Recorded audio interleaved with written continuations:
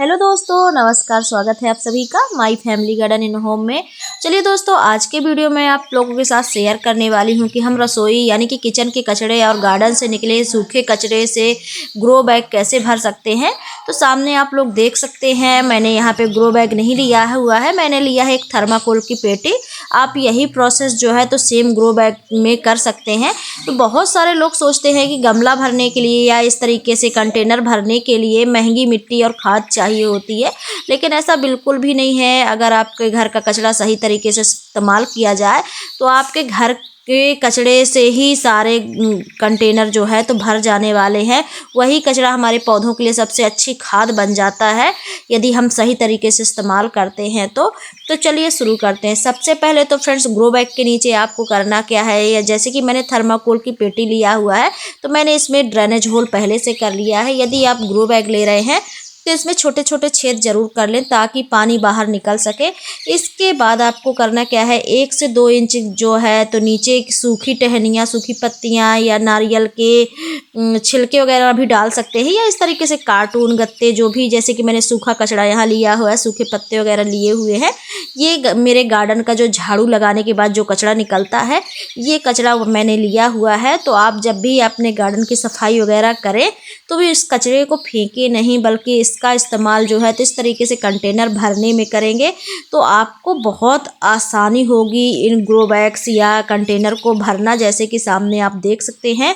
इसके बाद जब आप इस तरीके से सूखी टहनियाँ, घास फूस डालते हैं तो ये धीरे धीरे सड़कर मिट्टी को पोषक तत्व देते हैं, और इससे होता क्या है कि आपकी मिट्टी बहुत अच्छी बन जाती है।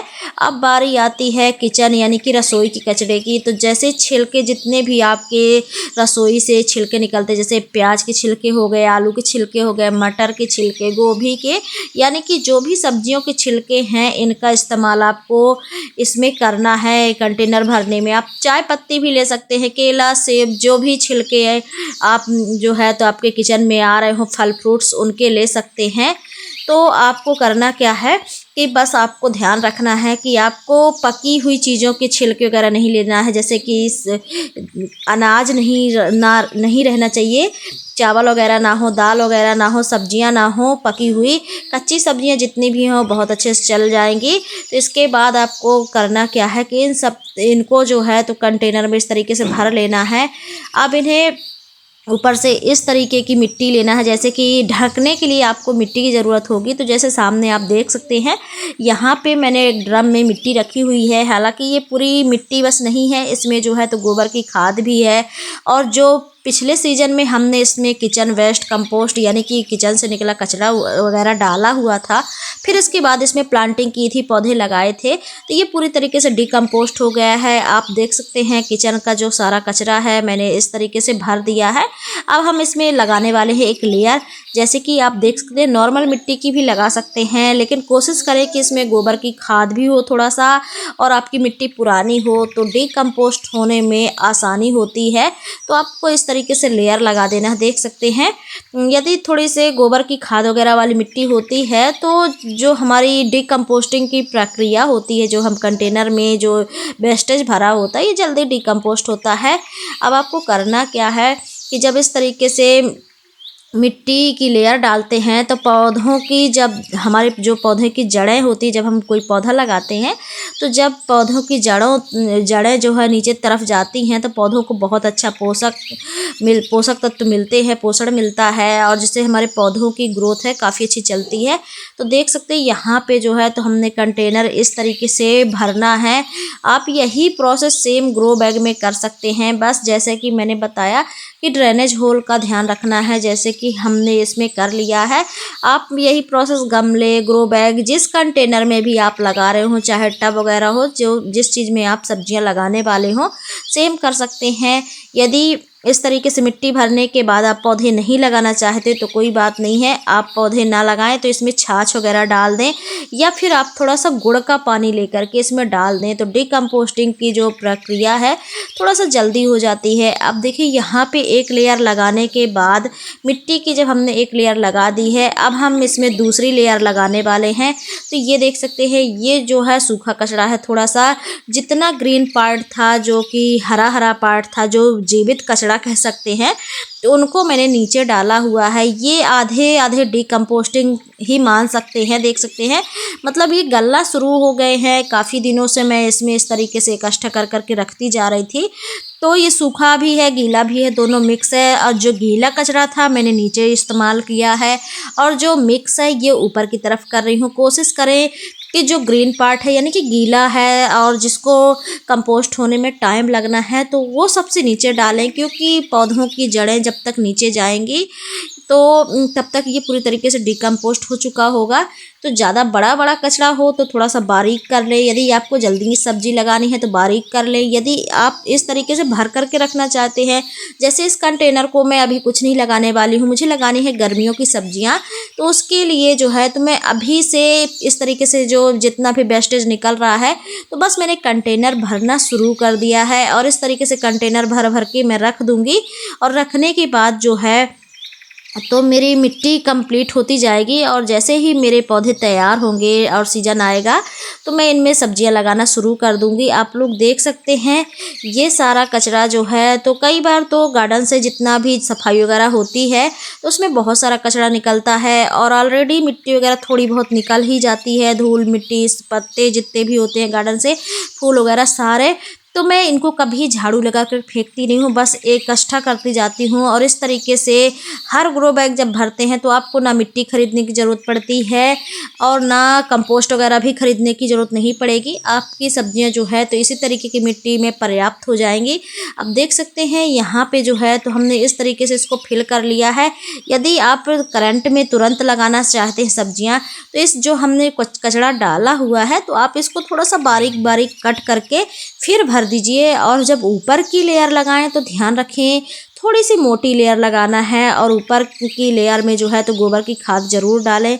अब देखिए यहाँ पे हम दूसरी लेयर लगा रहे हैं, तो आप लोग देख सकते हैं इस तरीके से। अब ये हमारी गोबर की खाद वाली मिट्टी है जिसमें ढेर सारी गोबर की खाद भी है, देख सकते हैं काफ़ी अच्छी खाद है इसमें। तो इस तरीके से गोबर की खाद वाली जब हम मिट्टी डालेंगे तो इसमें बैक्टीरिया अच्छे वाले होते हैं जो डिकम्पोस्टिंग जल्दी करते, केचुआ भी रहते हैं। तो इस तरीके से डालते हैं तो जो हमारा वेस्टेज है जल्दी डिकम्पोस्ट होना शुरू हो जाएगा। जैसे कि मैंने बताया, आपको और अच्छे रिजल्ट चाहिए तो आप इसमें थोड़ा सा छाछ भी डाल सकते हैं, और छाछ डालकर इसमें रख दें, छोड़ दें कुछ दिनों के लिए। कम से कम 10 से 15 दिन आप इस तरीके से कंटेनर को छोड़ देंगे तो इस तरीके से जो है तो आपकी मिट्टी सेट हो जाएगी। फिर आप कोई भी सब्जी लगा सकते हैं। अब देखिए इसमें केचुआ भी मैं आप लोग को दिखा देती हूँ, छोटे छोटे बहुत सारे केचुए हैं। इससे हमारी कंपोस्टिंग जल्दी हो जाएगी। और इसमें यदि आपको जल्दी करना है तो फ्रेंड्स ऐसी सब्जियां लगाएं, जैसे पालक है, धनिया है, यानी कि पत्ते वाली सब्जियां लगा दीजिए। और जब आप नेक्स्ट टाइम पलटेंगे इस कंटेनर को तो आपको बहुत अच्छी और हेल्दी खाद और मिट्टी मिल जाएंगे दोनों, और पौधों के लिए तो बहुत हेल्दी। और आपके कंटेनर भी फ्री में भर जाएंगे। ये फ्री में ही भर जाते हैं, क्योंकि बहुत सारे लोगों को कमेंट भी आते हैं कि आप इतनी मिट्टी कहाँ से लाते हैं। तो फ्रेंड्स मिट्टी की बात ही नहीं है, मिट्टी बहुत कम यूज होती है। यदि हम टेरेस गार्डनिंग करते हैं तो हम खुद ही कोशिश करते हैं कि हमें कम से कम मिट्टी की ज़रूरत पड़े, क्योंकि हम छत पे इतना वजन नहीं डालना चाहते, लोड नहीं देना चाहते। तो हम कोशिश करते हैं कि जितने भी पत्ते वगैरह हों, जितना भी वेस्टेज हो, इसमें आप धान की भूसी भी डाल सकते हैं, सूखे पत्ते अगर आपको मिल जाएं तो वो भी मिला सकते हैं। मतलब जितना भी वेस्टेज हो, इससे क्या होता है इनका वजन बिल्कुल नहीं रहता, हल्की होती हैं, तो हमारे छत पे भी वजन नहीं होगा। और दूसरा जो है तो हमारी मिट्टी है, पौधों के लिए भुरभुरी मिट्टी ज़्यादा अच्छी होती है। यदि आप गाजर मूली लगाते हैं तो उसके लिए भी पर्याप्त मिट्टी जो है तो भुरभुरी चाहिए होती है।